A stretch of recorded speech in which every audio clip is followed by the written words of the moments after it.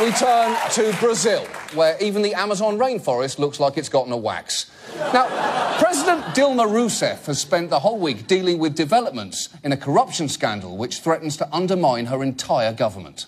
Brazil's Supreme Court has approved an investigation into some of the country's top politicians. They're accused of taking bribes in exchange for lucrative oil contracts from the state-run oil company Petrobras.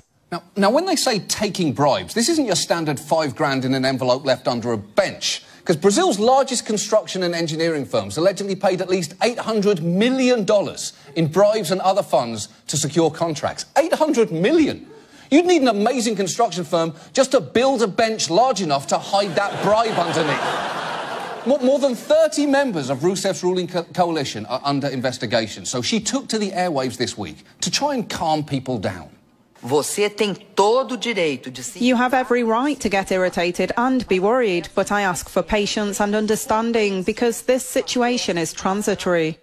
Is it? How is it transitory? Because unless you're about to flash the entire country with one of those memory-erasing sticks from Men in Black, I don't think people are going to forget about this. In fact, Brazilians weren't even listening to her speech for a pretty loud reason. Her critics had organized a kind of pot-banging protest, and I was in Sao Paulo, leaned out the window. It sounded like a football game. People were banging their pots, honking their horns. Fora!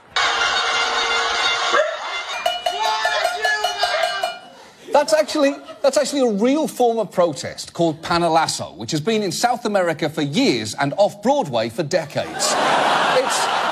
It's so entrenched, it's even taken place on the floor of Brazil's legislature. Do bom senso do povo brasileiro. Minha homenagem ao povo brasileiro. Now, I love everything about that, but the best detail there is the sign language interpreter. Even he is banging invisible pots in disgust. And if you think the Brazilians are overreacting to this story, there is one more thing you should know about Rousseff's involvement in this scandal. President Rousseff chaired the board of Petrobras for 7 years when much of the corruption is believed to have taken place. She's been cleared of any involvement in the scheme. How has she been cleared? She chaired the board of Petrobras while the bribes were... There's only one way to handle this.